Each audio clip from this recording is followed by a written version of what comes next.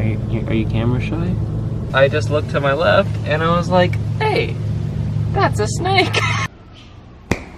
All the leaves and vines are in.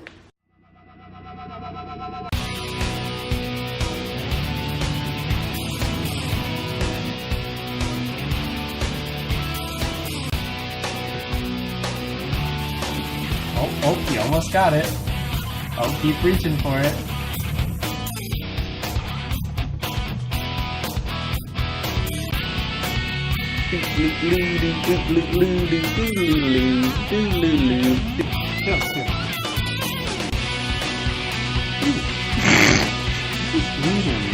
What are you doing? Chill! Welcome back to Talking Serpents. As you can see from the thumbnail, I'm finally able to have a little bit of time to build the enclosure for my Boa Constrictor. Tharros, he's back there. Well, he's gonna appreciate this. I'm very excited. So this is going to be moved someplace else, the black enclosure, and then he's going to get this entire area, which is 5 feet wide, 2 feet deep, and 30 inches tall.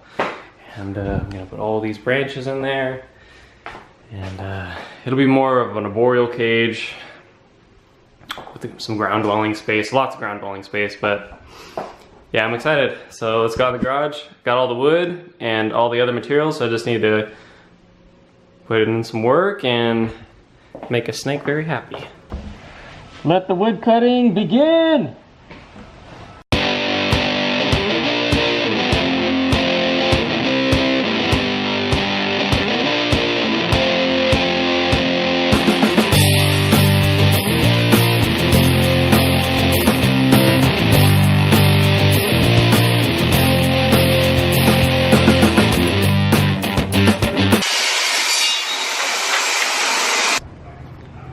So when we bought this piece of wood, we're like, it looks like it's an elephant. So you got the eyes, the trunk, and then the ears. Well, I think it looks like an elephant. So apparently Stephanie says she just spotted a pretty decent sized frog over here. Where? Oh. That's not that big, but it's cool. I don't know too much about frogs. That's cool.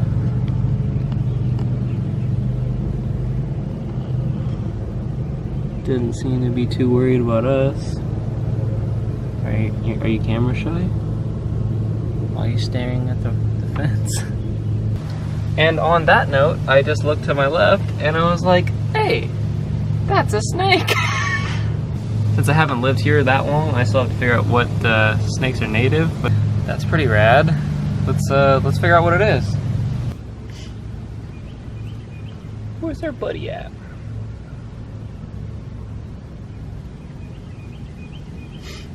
So, we did look online and we figured out that, oh, there he is. He or she is. This is a rough earth snake. Apparently they get 7 to 10 inches. They are non-venomous. I don't want them to disturb the snake too much. Very gentle.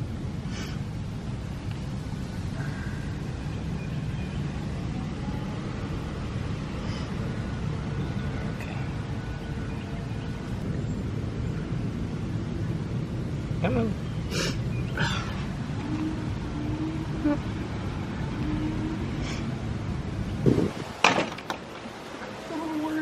You see it? Oh, it's okay, it's okay, it's okay.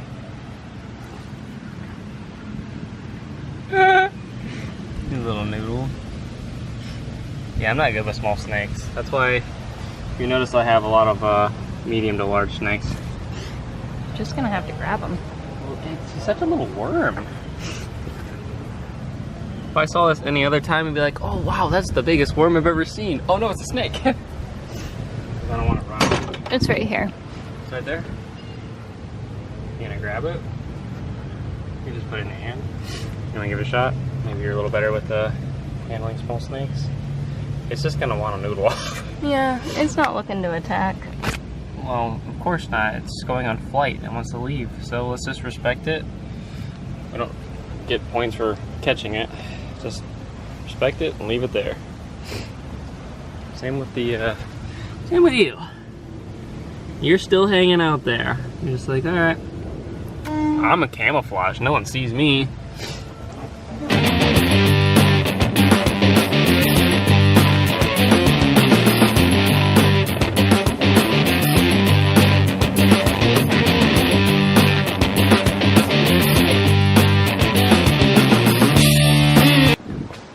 The interior is all done. This one I went with a large vent. It's gonna have a day and night timer on the right side. The vinyl tiles on the back and side. A nice waterproof bottom. Now I'm gonna go ahead and do the trim.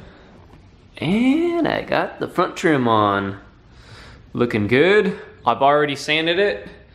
This is the molding I'm going with. It's the same molding I have on all my other personal reptile enclosures. And then I use these blocks in all the corners. And then I'm gonna go with the same stain I already have, which is American walnut. So, let's get to it. Let's get to cutting. And fast forward now.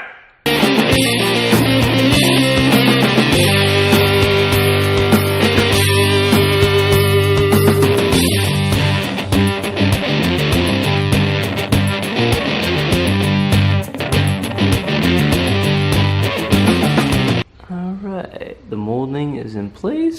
Everything is nice and tight. Time to secure it down. So my wife's at work right now, but I did manage to actually get this big old enclosure on my workbench because it's stain time. Good thing I made it very lightweight, so I'm very thankful for that. And just like that, the stain is on. And it looks freaking awesome. I don't know about you, but I am super stoked. This thing is it's pretty big, like, especially like, it's like a new shape for all my personal enclosure setup. So I can't wait to get the branches in there, draping down with all the green foliage. And then I finally get to put my bow in there. I'm freaking stoked already. And then, dang, like this is gonna be a lot of glass. There's so much like open space. I could have put like larger trim around the edges, but I want a very big, like a nice open front on this enclosure. So yeah, I can't wait to see it done. Whenever I get some branches in, I always clean them before I put them inside with one of my reptiles, just for extra assurance. So I clean them with a water bleach solution. One part bleach, the other part's water. So very light solution, spray them all, scrub them all in the nooks and crannies, make sure we got everything. And then I rinse them as many times as I need, usually twice, until I smell absolutely no bleach.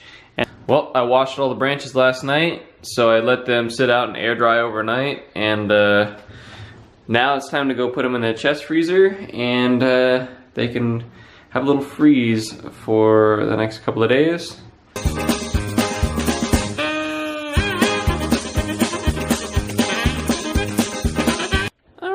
So I end up getting them in there, and they should fit perfect. All right, give it 2 days.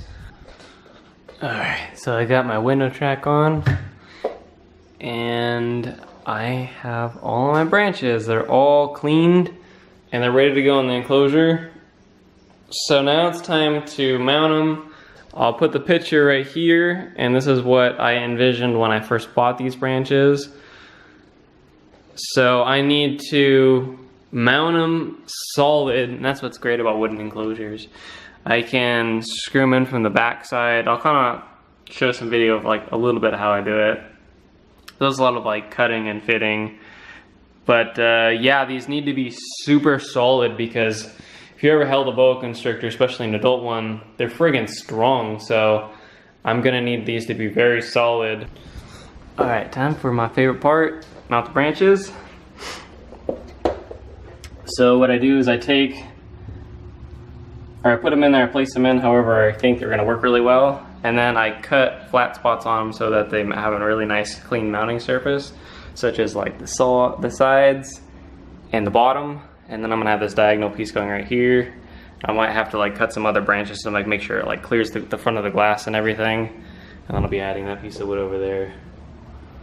And Tharros is, he's supervising. Is it going good?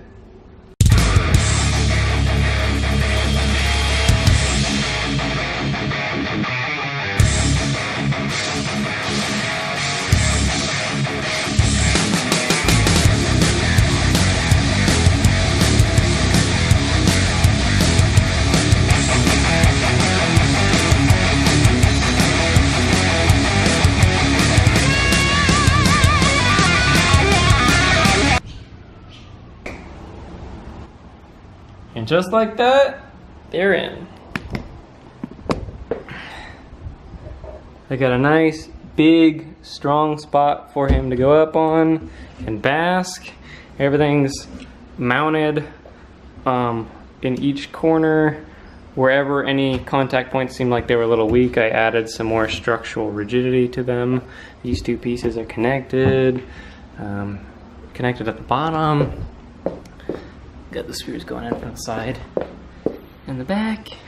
And since this bow is so strong, I think this should be perfect. Alright, so I just got a call from the glass company and my glass is completely cut and ready to go. So time for me to go pick it up and see if it fits.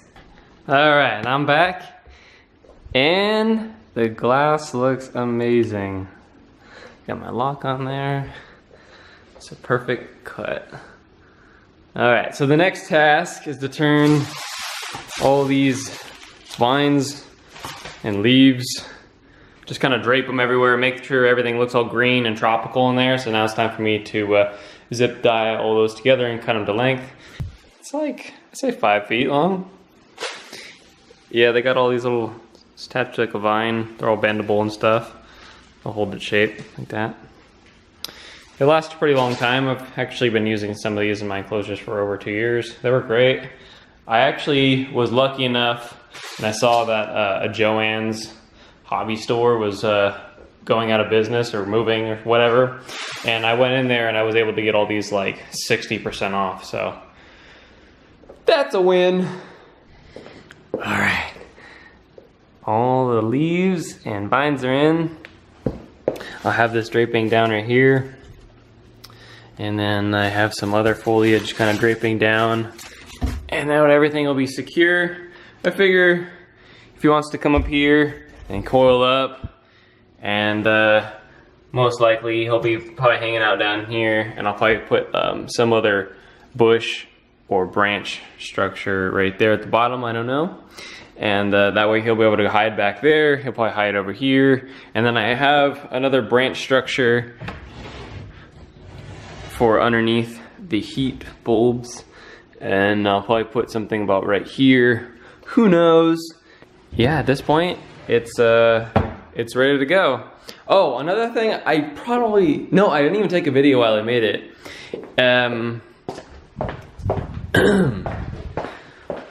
So there's this 6-inch lip right here, and since I made this enclosure is 18 inches, and the new enclosure is 24 inches, so it's going to take up the whole front lip. This is going to be pushed forward, and I will be, if you watched my last video about how to care for a false water cobra video, I announced that I was going to be making a new, even larger enclosure for this false water cobra because he moves so much.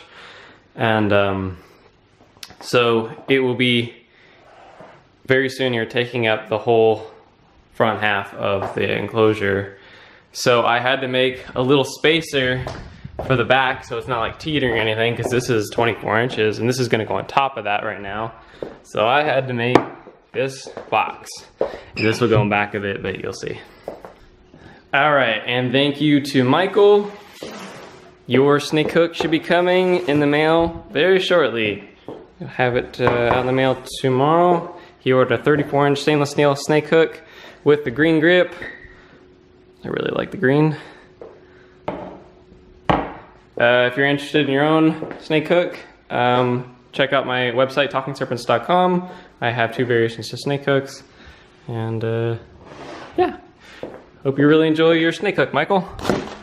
This is also going to be a part 2 because I have to move Eclipse down to this enclosure. I have to clean this enclosure and I have to move this enclosure, and I still have to install the enclosure and fasten everything down and move it and blah blah blah. So this is actually going to be a part 2, so that will probably be coming out in the next few days after this video.